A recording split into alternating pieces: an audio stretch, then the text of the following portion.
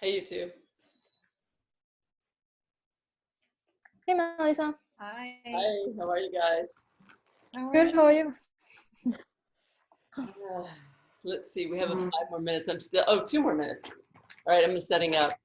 Emily, thank you for sending me those questions. That was really Oh, good. you're welcome. Yeah, I got the chance to take the your previous class, and then I had so many questions. So I thought I would send them ahead of time. That's good. Hey, Dana, nice to see you. You too. All right, I didn't send out another email like reminding people about the class. So one person emailed me to ask if it was still happening. So we'll see. We'll see who turns up. Okay. But it's more fun with fewer people anyhow. So let me get these ready.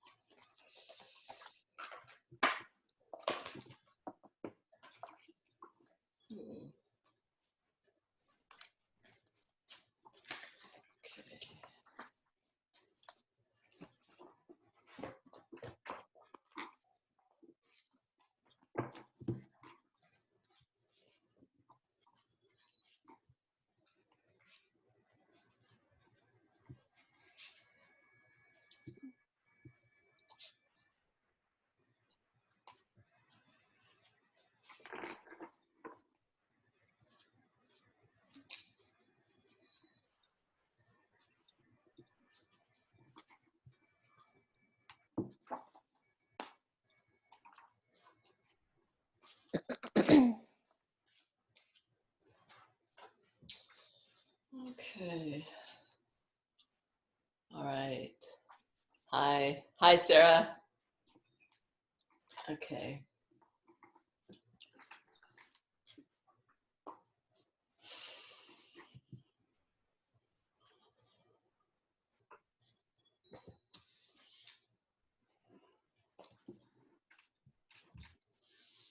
All right.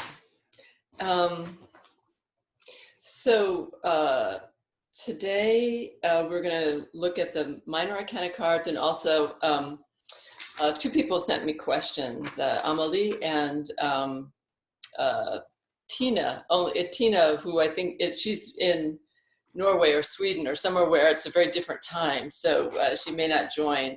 Um, and one of Amelie's questions was, what type of exercises can be done to be grounded enough to pick cards? So I'm mentioning that because first we're going to do something to like center and ground us. There's many exercises that you can do, really, like almost anything you can think of that seems like it would be centering or grounding would work. I mean, like you could do some pranayama, you could do some breathing, but honestly, the thing that you most need to do is just sit for a moment. Sit for a moment, kind of bring your energy in.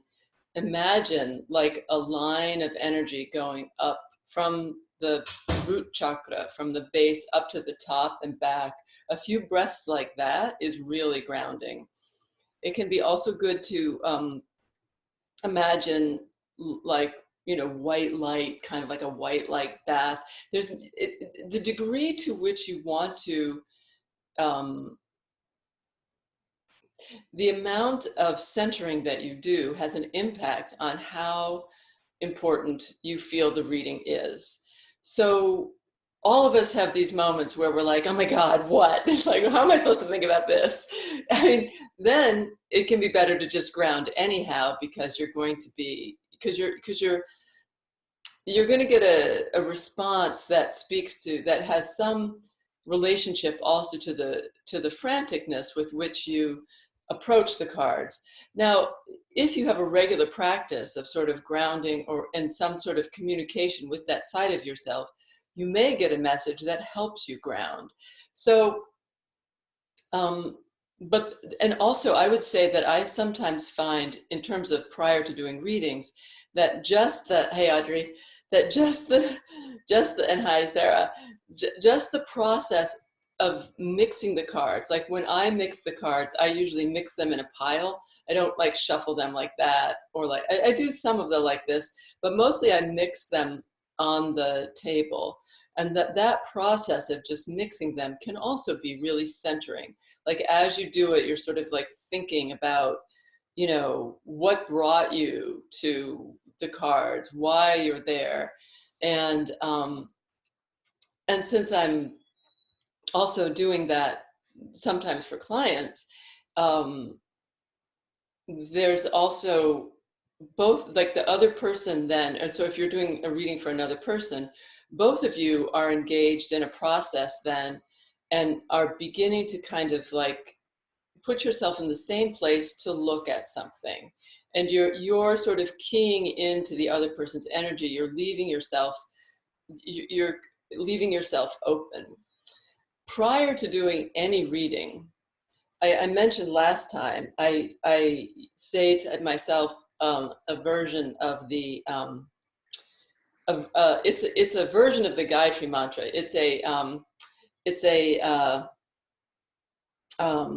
It's not really a translation, but I learned it prior to learning Sanskrit or the actual meaning of the Gayatri mantra, that says, "You who are the source of all light, whose rays illuminate the entire earth, illuminate also my heart so that it too can do your work."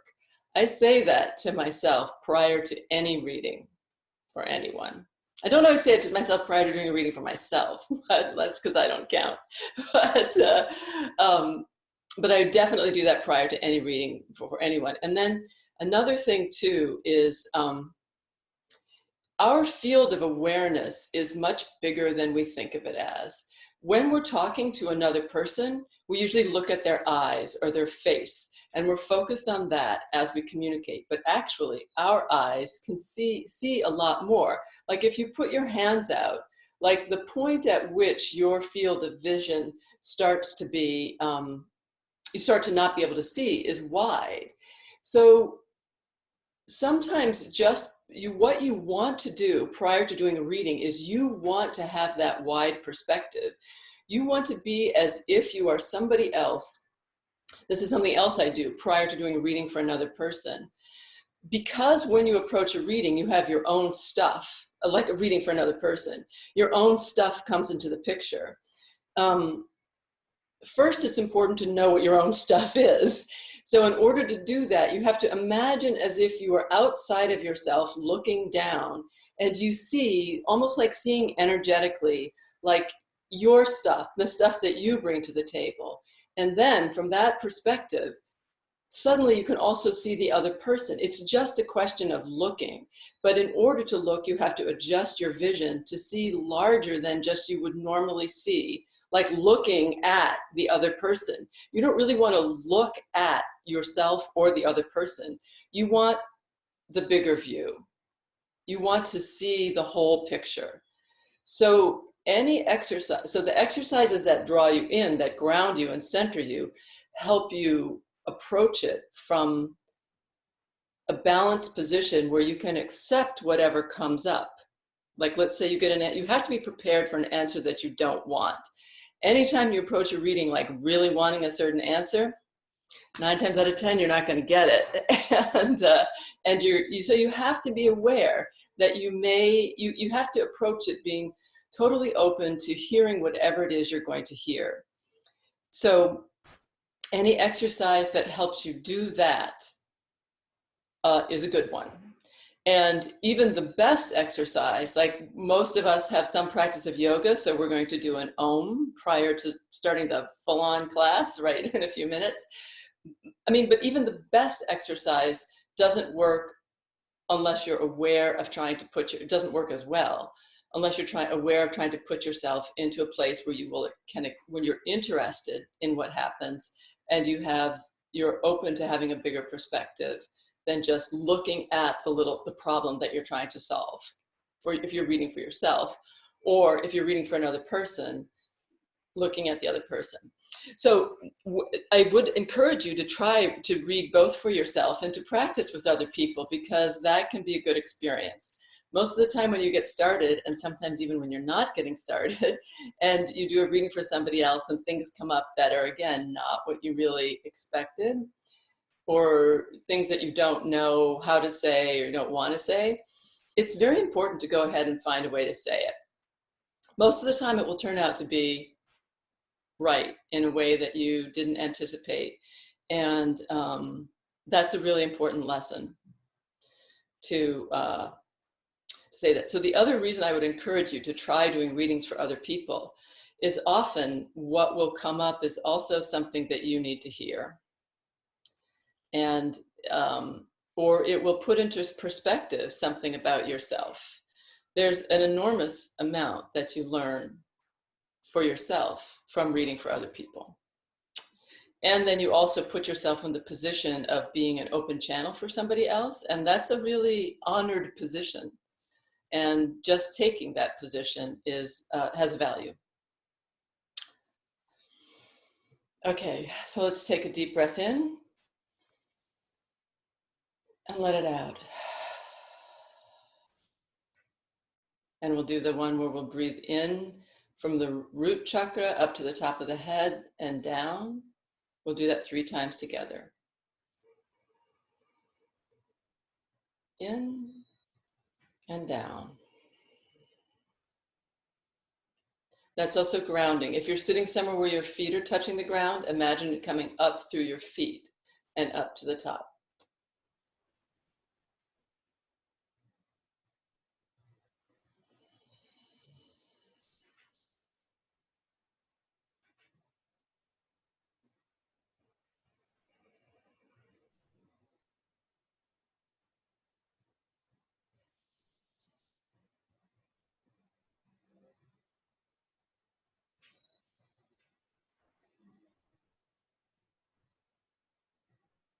And now we'll do an Om together. 1 time. Om.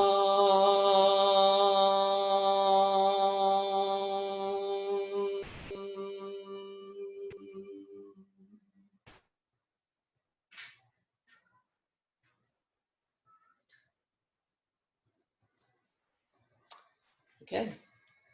So Amelie sent me, I was answering one of the questions that she sent me in earlier, and what kind of exercises can be grounded enough to pick cards, and a question from Tina too. What kinds of questions can be asked, and understanding, would you be able to help us understand the meaning of the symbols on the cards? Would that help us interpret the cards better?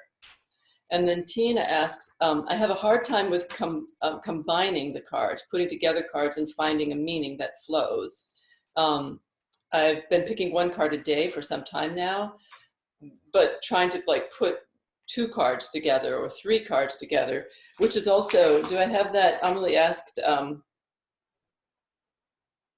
oh, I think she also asked, I don't have this copied down here, but she did also ask, like, what's the difference between taking 1 card, 2 cards, 3 cards? Like, why would you do that? So I'll answer some of those questions first, and some of the questions will also become apparent as we work with the Minor Arcana, which was the point today. We did the exercises. The leading questions, that one of the most important things is not to ask a yes or no question. You want to ask a question that the cards will not really do a good job of answering a yes or no question. You want to ask to characterize the situation. What do I need to understand about? What is the situation around? What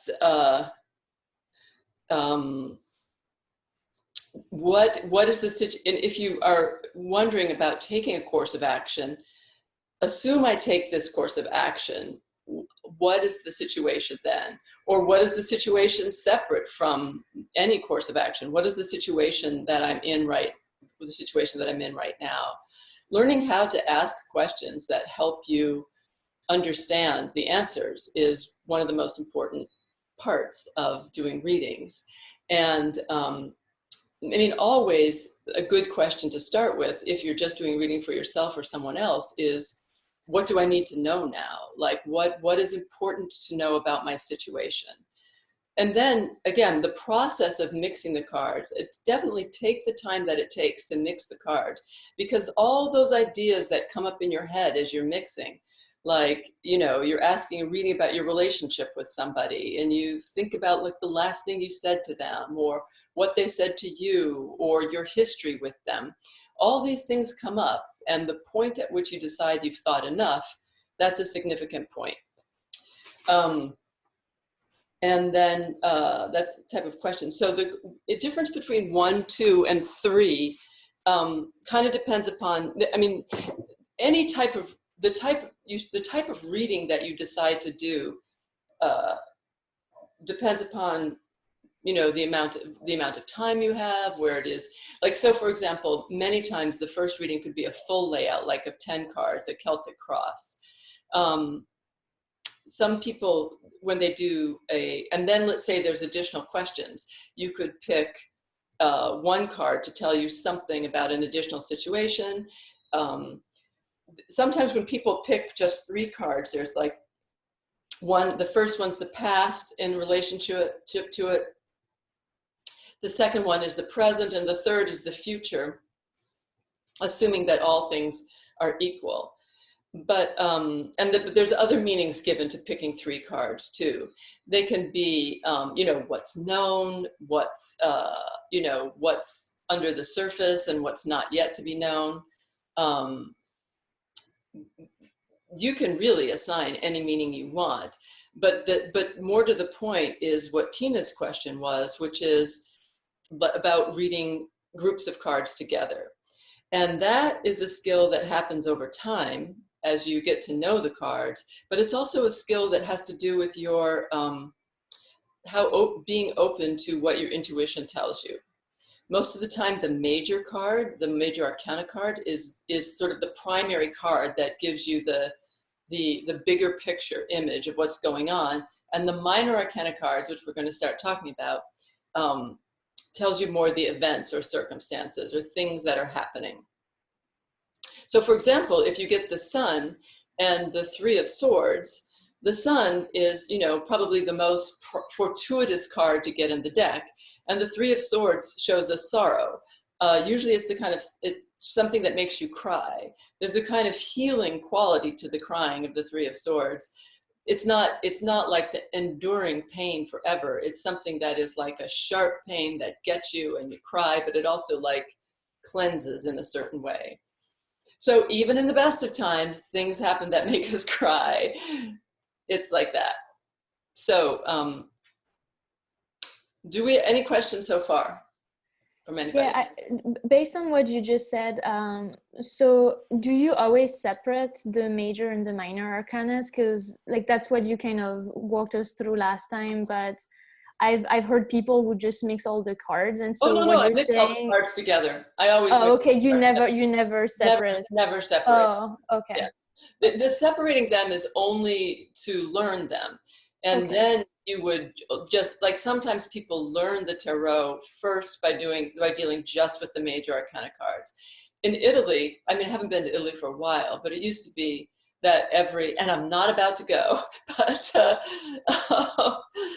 but it used to be that like if you go like in every tobacco store that you go into, they're selling tarot cards, and there's all these different like decks made by people in the neighborhood or whatever, because tarot originated in Italy and it's a game, tarocchi, and but a lot of times the decks will only be the 22 Major Arcana, because they're the most fun to draw too. You know, if you're going to draw a deck, that's the one.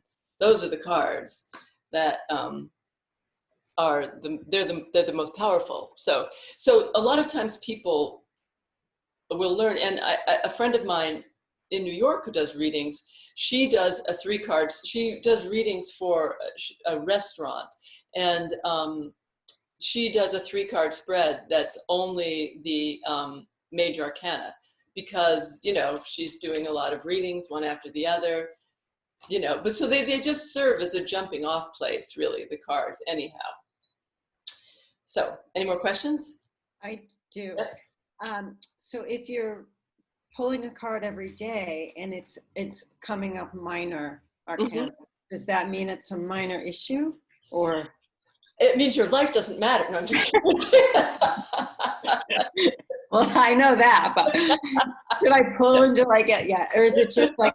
It means that it's telling you that what it does not necessarily telling you that it's a minor matter, but it's focusing your attention on the specifics of what is happening, the specific events that you're dealing with. It is telling you, it's kind of then on some level, it's assuming that either you know or you don't need to know what the bigger picture, Okay. what the major arcana card is that would come up. And it's telling you about the events that you're dealing with in relationship to it. Okay. So There can be a certain sort of look to the, if that's always coming up for you, there can be a kind of an ongoing message of like, look to the surface for the deeper meaning.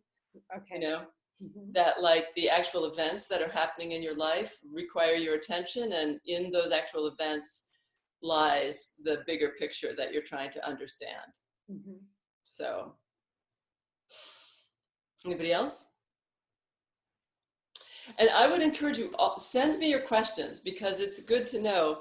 I mean, in terms of, like I said, the series of videos that I did on, about, like, say, the major arcana are more complete and exhaustive than I will do in an hour class where I'm trying to cover a lot of things. So, but knowing your questions helps me focus. Okay, the minor arcana. So the major arcana, and that this also gets to Amelie's other question is, what about the symbols on the card? So if you're dealing with the you know, the grandfather of all tarot decks or whatever, the Rider-Waite deck, they don't have the symbols on them, but they relate to those symbols. Aleister Crowley's deck does have them on it. Amelie said she was using the Aquarian deck, which I have, but I didn't look at. So those symbols have to do, some of them have to do with astrology. There'll be symbols of, like, for example, the Hierophant is usually associated with the sign Taurus. So here's Crowley's deck. And let's see, the light, try to get the light. Oh, you know, I have bigger cards of it. Anyhow, it has a little symbol of Taurus. Taurus is, you know, the bull and stability and groundedness. So knowing something about, recognizing that symbol and knowing that the symbol of Taurus is associated with that card, and also perhaps knowing that Uranus is in Taurus right now, that can all give you information. Most of this relates to all of it, not most of it. The other symbol will be of a Hebrew letter, which I used to know them all, but that was like 30 years ago when I really spent a lot of time with this. So I don't really, this is the magician that I showed you. The only one that I remember at this point is the one for judgment. So that all relates to the Kabbalah, the tree, which is like an esoteric Jewish teaching. I think if you talk to somebody who's really, you know, like a practicing Jew, the Kabbalah is, you know, it's like somebody once described it as the attempt to bring like a kind of spiritualism into Judaism. But so this relates to the tree of life, and each of these little, these are called sephirot, and they all have a meaning. It all has a meaning in terms of moving from the divine. It's not so different in a certain sense from some of Samkhya philosophy that which is the background philosophy of the Yoga Sutras, in that there's the one, and then it breaks down into two, although of course the yoga philosophy is like strictly dual. They don't always, it's only in Vedanta, well, you don't need to know that, but so each of the major arcana cards relates to the paths between these sephirot. And the reason why this is significant also, and they're all associated with it, so there's 22 major arcana cards and there's 22 letters in the Hebrew alphabet. So each of the the letters is associated with one of the major arcana cards. And the meaning of the letter, like, because the letters are the letter themselves, and the letter has a meaning. Like, so for example, I don't remember, so the word, the vow is the one that is with, I was talking about the Hierophant. Vow is the Hebrew letter associated with the Hierophant, and the meaning of vow is tent peg. So actually, in my version of the Hierophant in this deck, so there's my version, and so you see that it's a bull like Taurus that relates to that, and then he's holding, the thing that he's holding is I have it back in my room. It's something called a tent peg, but it's also used as a tool, a meditation tool in Tibetan Buddhism. It has and it's meant to peg down the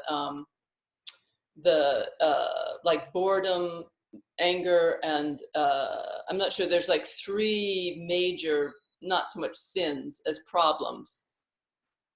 Yeah, so is he holding one too? I can see, yeah, she's holding up the Aquarian deck. So obviously, so when I did this deck, I was very familiar with all that stuff. But so the idea of tent peg is, both it establishes the, foundation of building, but also, like, I like that Tibetan Buddhism tent peg tool for pinning down the, the human. They associate 3 major problems. One of them is boredom, I remember, and I think the other is anger, and I don't remember what the third is at this point. So if you start getting really into the tarot, yes, you'll need to get to know these. And the meanings of the minor arcana cards, the numeric meanings relate to the numeric meanings of the 1, 2, 3, 4, 5, 6, and on down the tree of life. So, getting to know that is helpful, but not necessary. Not necessary. None of it's necessary. All you have to do for really, the only thing that's necessary is that you approach them the right way, and you let the card serve as a jumping point for your own intuition. That's the only important thing. So, with that said, once again, does anybody have any questions? Okay. There's 4 suits to the minor arcana cards. They're wands, cups, and swords and pentacles. And they relate each of them to the 4 elements in order of sort of going from the most subtle to the least subtle to the most physical. Wands are energy. Cups are emotion. I don't have the Ace of Cups. Cups are emotion. Swords are air. Oh, so wands are fire and energy. Cups are water and emotion. Swords are air and communication or thought, and strife. So, the whole notion that the mind, that thinking, nothing is either good nor bad, but thinking makes it so. The swords are the most problematic cards in the deck. They're the ones that have the most pain involved of the minor arcana cards. And, there's a message there in terms of the role of the mind in creating the circumstances that we perceive of as painful. So the swords are also communication as well. They are being the means of communication. And the pentacles or coins are earth and physical things, not just money, but anything physical. So in a reading, which it is always interesting to see how much of what shows up. If a lot of major arcana cards, if you ever I remember early on in the reading, most women going through menopause get readings that are all major arcana cards. I don't know why, but for some reason, I'm sure there are other circumstances in life that are similarly intense, but that seems to be one where a lot of stuff comes up. If you get a lot of cards with major arcana cards, a reading with a lot of major arcana cards, there's a lot going on, and it's intense, and it's powerful, and it's meaningful, and it's internal. It's an internal process. It doesn't have to be external, because the major arcana cards are not about specific things that happen. They're about the whole big experience of life. And but if there's a balance of the minor arcana cards and major arcana cards, that tells you something. And you have a bit of a sense of how long a period of reading is for, depending upon the cards that come up. If you get a card reading with all minor arcana cards, it usually means it's pretty short term, that they're not really, that it can be about a circumstance that is going to require a lot of activity or movement in the immediate future. But it does sort of point to not really seeing the bigger picture in what's going on. Okay, any questions? All right, so as I said, it is, of course, the more you read, the more you will just know the meanings of cards.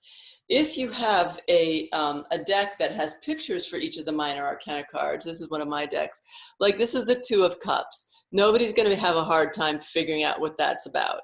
And if it's reversed, it's also not quite so difficult to figure out what it's about. And that relates to the Rider-Waite one too. So here's the Three of Cups in the Rider-Waite. And once again, you know, it's not really hard to figure out. But as you, knowing something about what the cards mean, like each of the suits, and knowing something about what each of the numbers is supposed to mean can help you. So the ones are always positive. An ace coming up is always good. It's the beginning of the energy. It's the first expression. The Ace of Wands is it's an idea. It's not a thought. It's a new inspiration, really. It's a new energy coming into the picture, a powerful new energy. The Ace of Cups is about something new emotionally, a new emotional experience or connection, or a sudden, it can be creative. It doesn't have to be interpersonal, but it's something that has an emotional, creative, pleasurable experience to it. The Ace of Swords is also positive. It's an idea, a focus. It's a direction, and it's a clear solution. It's the focused mind, like that arrow pointed towards a thought or pointed in a direction, and has a powerful ability to manifest because it is that sort of focused attention. And so then just, you know, also for the record, like wands and fire and air, wands and swords are masculine, and water and earth, cups and pentacles are feminine. So the Ace of Pentacles is something physically new. It can be a job, it can be a home, it can be actual money coming in. It's, you know, but it's a new physical thing. And when you see them in a reading, they have a really positive feeling too. It's like, whoa, new energy, new life. It's great. So the wands, it relates to here. So that's that one new energy. Let's see, there's the one. Then when you get to the two, it's like, this is also numerology as well. So that one becomes two. Two is a polarity, the ability to see what that one was in another. So with the Two of Cups, for example, that's why it's then love, you know, the experience of that emotional connection to another. The Two of Wands is an energy, is like, so there's that new energy, that new idea, that as that becomes two, it's new possibilities. It's like, it's potential. It's neither good nor bad, but it's that energy becoming potential. With the swords, now swords, if you have one clear focus, one clear idea, that is a positive thing. Two swords is not necessarily negative, but it is a little bit more difficult to manage than one sword. So it is, let's see if I can find, it's more like, it can be a stalemate. I'm trying to find a picture of the Two of Swords. All those swords are so, oh, and my deck will have, easy to find. There we go. There's the Two of Swords in my more colorful deck. So it's like, and the Rider-Waite deck shows a woman with her eyes blindfolded, holding two swords. So it's a crossroads. There's a bit of a stalemate. It's not like the worst. There's other experiences that are more difficult, but it suggests it suggests that you have to make a choice, and it's not necessarily so easy to figure out what the choice is, that they're two balanced ideas, and it's you know, here we go, there she is. And that, I think, is similar to the picture in the Aquarian deck and in some other decks.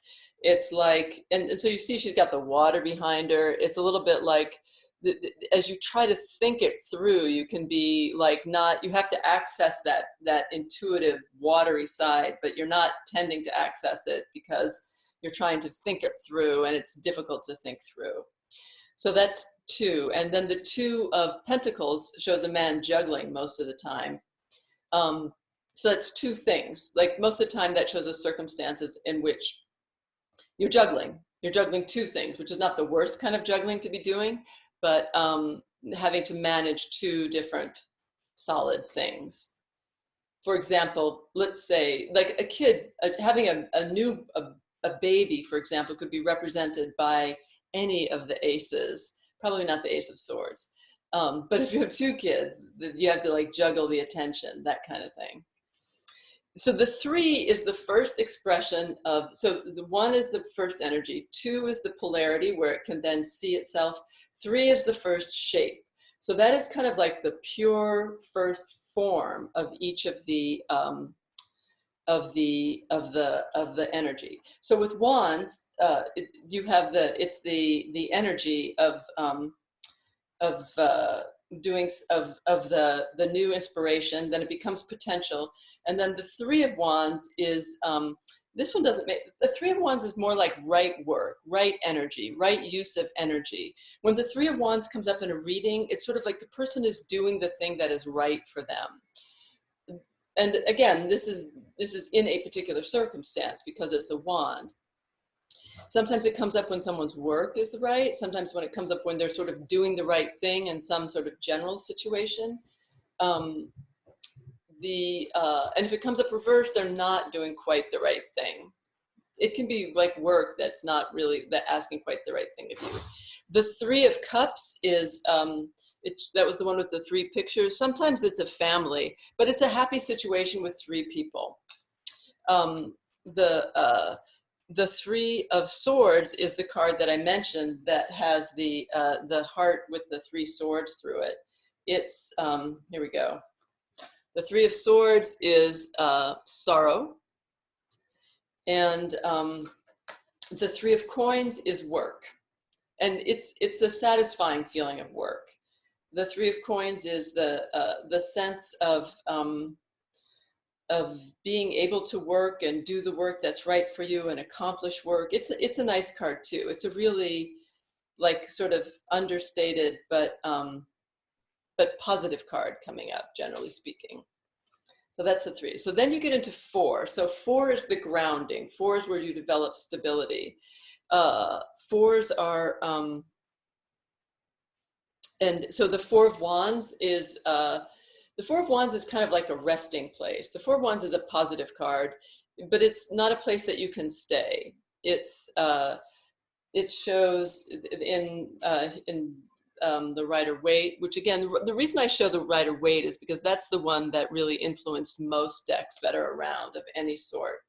So I like to think of the Four of Wands as, if you are, let's say you're climbing a mountain, you're doing a hike up a big mountain, and you get to like a nice meadow with a good view, and it's a good place to have lunch.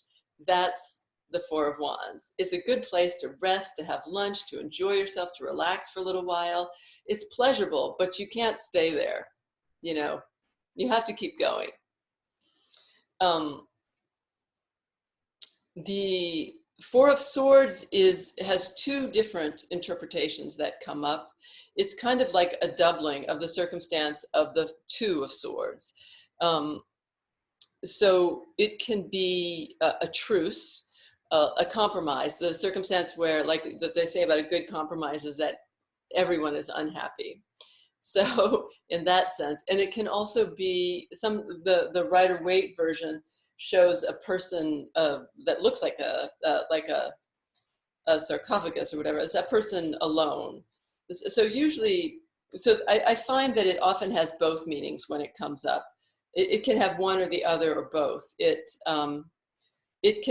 usually does indicate a period of time of everybody's going through a little bit of Four of Swords right now. You have to be a little bit more isolated. And in that but the other part of it that is the idea is also the isolation is the only way to resolve to deal with a circumstance of compromise it's the way to come to terms with compromise. And it's also like there's no movement forward without moving back in. It's like that.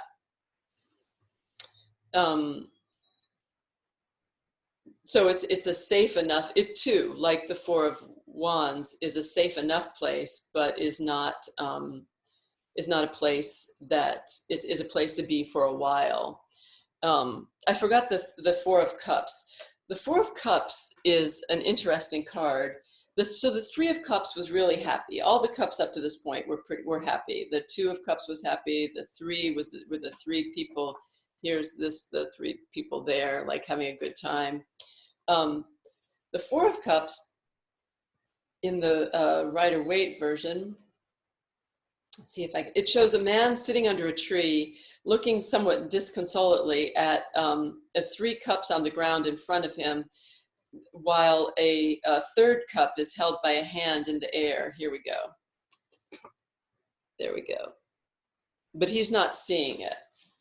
And here too, it shows a meal with an empty seat. So this I was thinking about also, like for Passover, there's always setting the seat for Elijah, for the prophet to come. So the idea here is that the Four of Cups represents that you are somehow dissatisfied with what you're being presented with. It's not enough. And you are waiting for or expecting something else. And that something else is already there, but you have to adjust your vision to see it.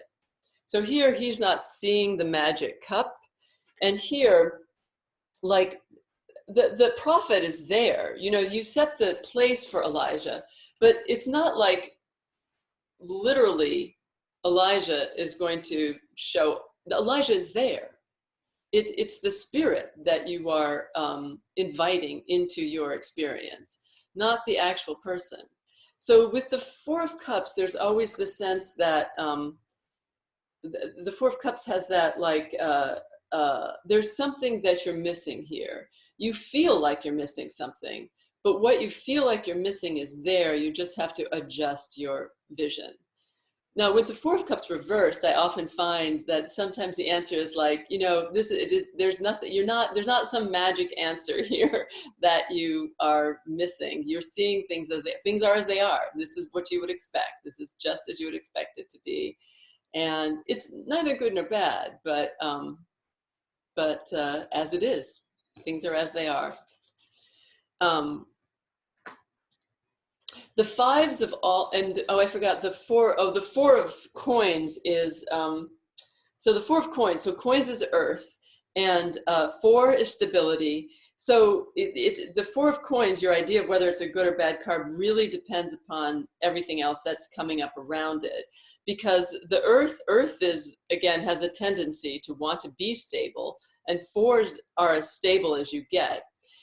So it can be too much of a good thing. It can be good, but it can also be too much of a good thing. It can be a little miserly. So here we go. Here's the guy holding on to everything that he has, like he's got plenty, but he's not going to let any of it go. It's And so Crowley's deck is gives names to everything that's written. That like let's see if I can find one that I've dealt with already.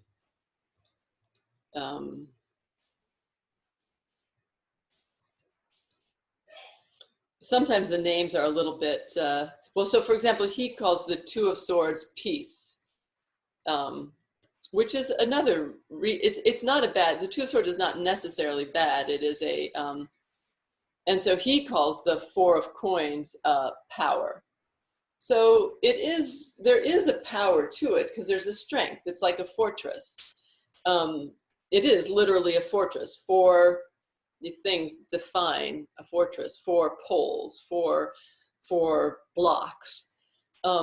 But it can be a little too, a fortress can be protective, but it can also be a prison. So the fives are always the most problematic card. So there again, if you look back to the Tree of Life, that's exactly in the middle, and it's sort of like that kind of weird middle place where they always show some degree of conflict. So the Five of Wands is literally conflict. It shows a bunch of some of the pictures show a bunch of people fighting. The Five of Cups is disappointment. It shows, usually it shows like two cups standing while 3 cups have been turned over. Here we go. So of course the point is always that one is feeling like the loss of the 3 cups, but there are 2 cups still there standing.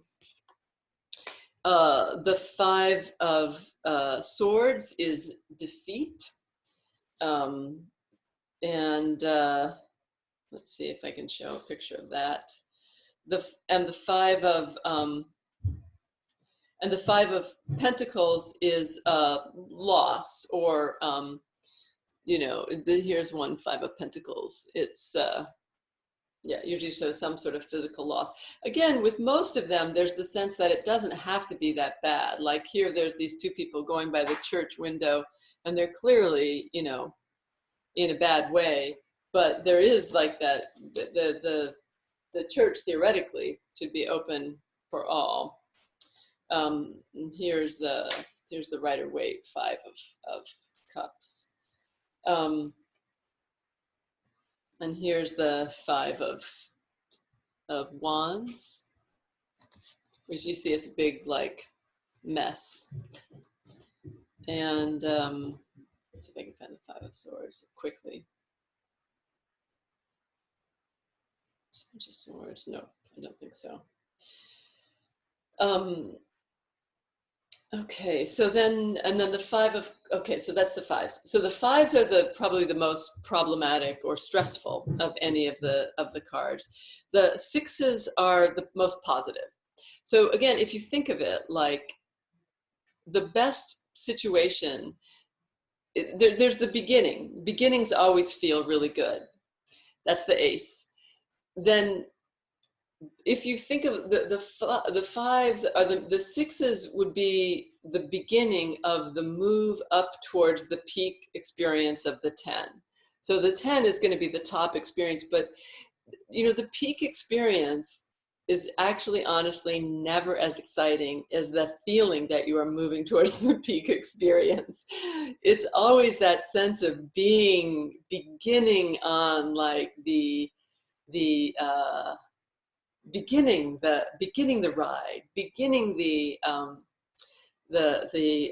swoop down the hill, beginning the exciting experience is where the most joy really is. Finishing it is not usually doesn't have that pure sense of joy. So the Six of Wands is success. It's where your energy is recognized by all. And so we've been moving from the singular experience to the more group experience. And there's the moving of the energy from its initial experience to its first experience of form to more and more solidity. And more and more bringing in the other as well. So from moving to the one idea you have to having that idea recognized by others, not fought by others, but recognized. The Six of Cups is, it's a pleasure. It has a different, some of the decks give it a more sort of, it's like a childlike pleasure. So whether you think of that as sort of nostalgic or a little bit like backwards looking, or whether you think of it as like this pure kind of childlike pleasure, it's that experience. The Six of Swords is the again the sort of peak experience of, or the beginning of the mental. It's like the solution, the ability to find a solution. Science is what Crowley calls it, and it also has certain connotations in terms of travel. It's sometimes because again the idea of a solution is movement, and movement potentially through a tricky or difficult place. It also has certain connotations of travel. I'm looking for the, and then the Six of Coins is, as you would expect, money coming in. When the Six of Coins is reversed, it's not quite as much money coming in as you expected or wanted or felt that you need, but it's not a loss. It's just not as much. So sevens represent, numerologically, 7 is hidden. 7 is something hidden. It used to be said, I think, like in certain Greek schools, you had to have like some sort of, like the sense, esoteric schools, the idea that you unless you had some sort of numerological or astrological connection to the number 7, like you couldn't do it. They wouldn't let you in because 7s show that ability to understand something that's hidden. So when something's hidden, whether that's a good thing or a bad thing, depends upon the energy. So the 7 of Wands, that it's like the hidden strength within yourself to combat outside forces. So Crowley calls it valor. It's the ability, when the 7 of Wands comes up, usually you are having to stand up for something you believe and fight for it. This makes it look more stressful than I think the situation often is, but it's often a circumstance that has a certain kind of like integrity to it as well. Like you have this hidden energy inside yourself, this integrity that allows you to, that protects you against forces that would potentially, that could potentially destroy you. And it's a natural thing. It doesn't, I don't usually find that a stressful card. Reversed, it's a little bit more exhausting. The 7 of Cups is an interesting card. The 7 of Cups is, let's see, the 7 of Cups, the something that's hidden, is the thing that you most want. But it's, let's see if I can find the Rider-Waite version of it. And sometimes it shows a person, it shows a lot of different cups presented to them, a person with one of them hidden. But here we go. So there's mine, and there we go. So the 7 of Cups is a little bit of like the castles in the air thing. It's like the imagining all the different possibilities, all the things that could happen. It's not a bad card, but it's not a very grounded card. It's like the real truth is hidden, the real, and you're envisioning all the many wonderful possibilities. And there is something in there that has a certain accuracy to it, but that what is really truly accurate is hidden. So that's that hidden. The 7 of Swords, it shows somebody with a hidden agenda. So that's an idea, the hidden agenda. So the 7 of Swords is like a little bit sneaky. It often shows somebody kind of sneaking around in some way.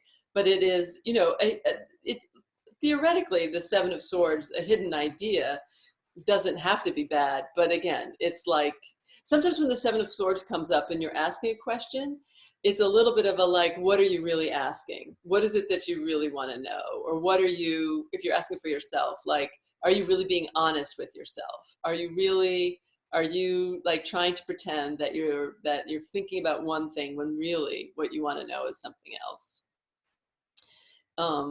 And sometimes it comes up when somebody's having an affair, obviously, because that's a hidden agenda if ever there was one. And sometimes it comes up when there's someone who's not being entirely honest in the picture, whether it's the person doing the reading or whether it's somebody around them. There's something that's being hidden.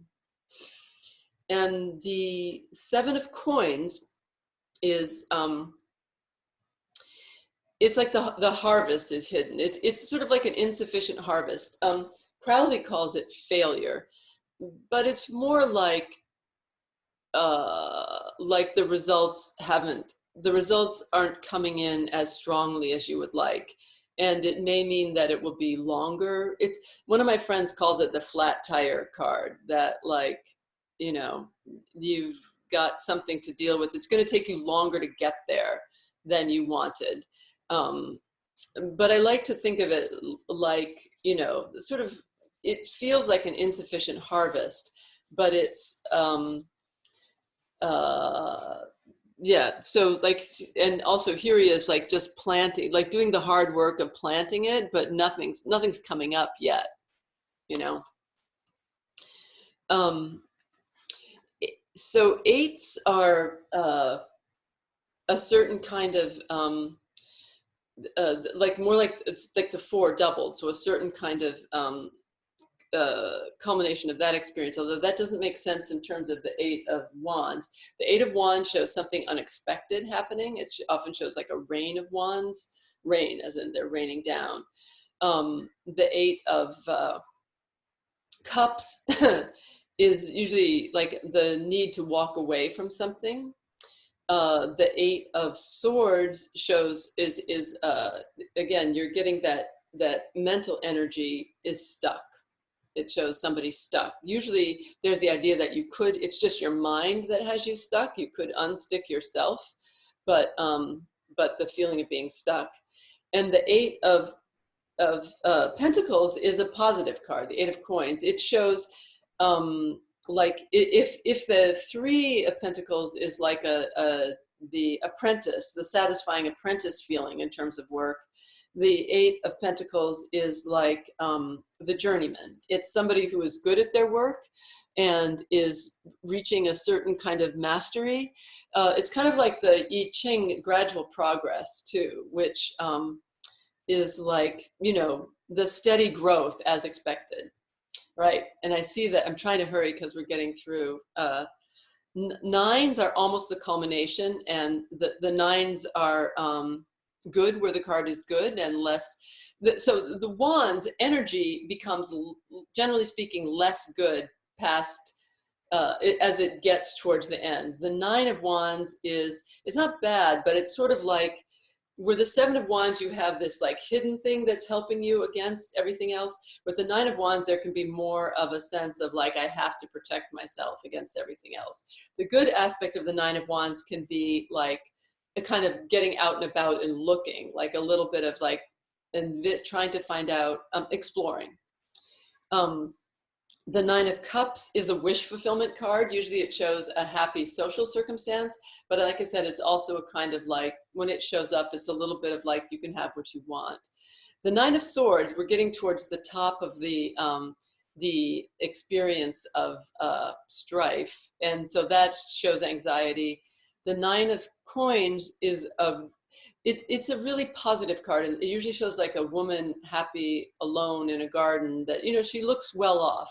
So it shows somebody who is content and well off, you know, maybe not the richest person in the world, but doing well and able to take care of themselves and happy in that circumstance, happy by themselves too. The tens are the peak, like physical experience. So the Ten of Wands starts with this one energy. Like with the peak, it just becomes kind of difficult. The Ten of Wands is a burden.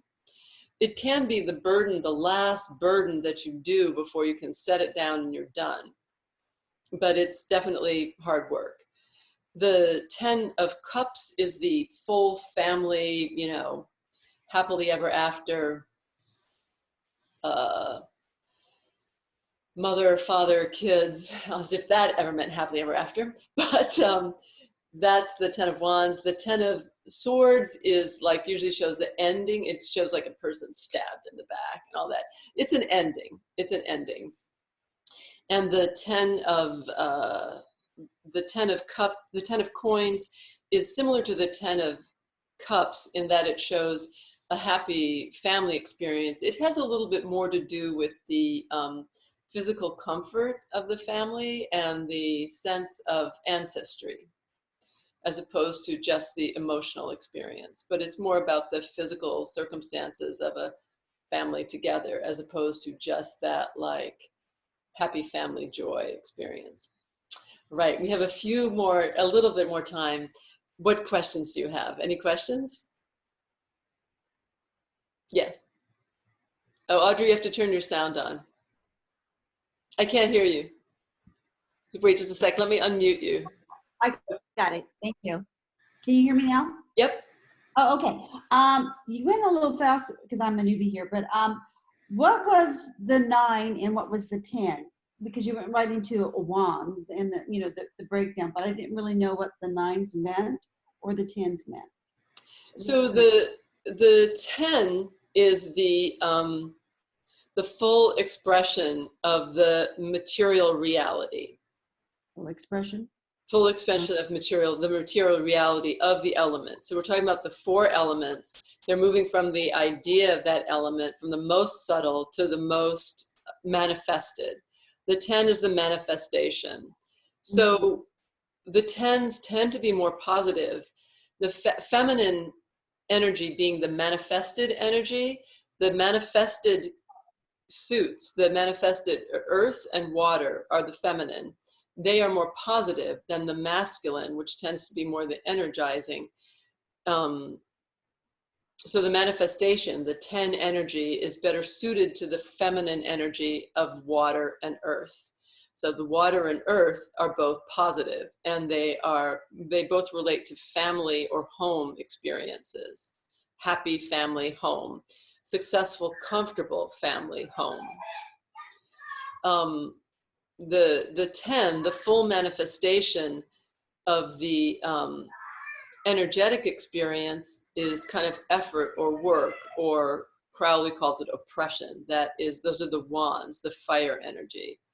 The air energy, the full expression, is the sense of, it's the ending of something, the sense of an annihilation or an end, or it definitely has a painful connotation.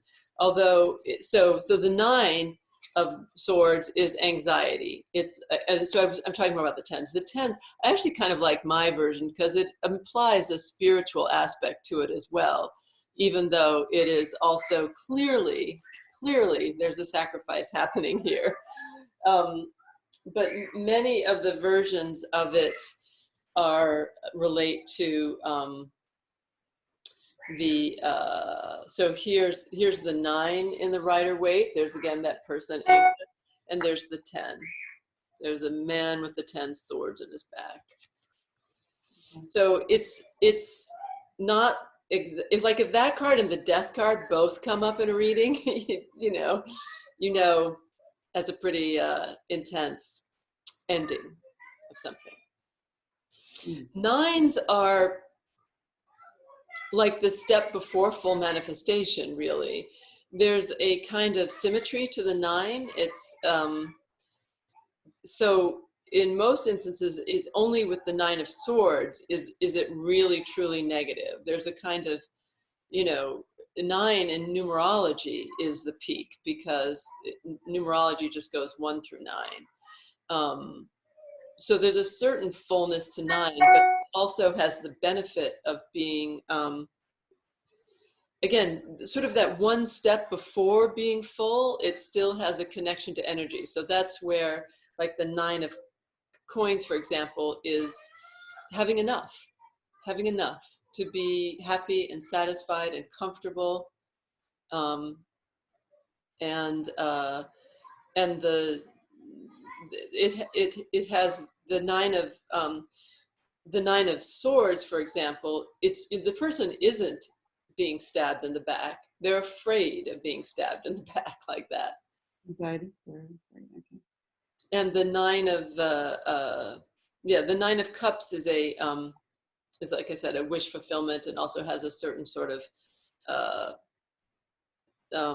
positive aspect in terms of social gatherings as well.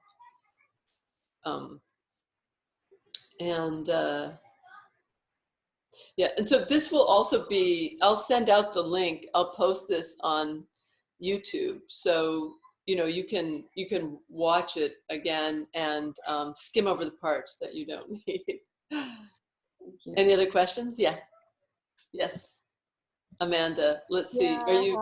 hi, Melissa. So Hi. I didn't watch the first video. I'm behind on everything, but I'm going to get caught up. That's My question was just, since I have those other cards, but I think it would be easier if I start with a more traditional set. I've written down the Rider-Waite, but I was also wondering about the beautiful set that you're using. This one, the one like that.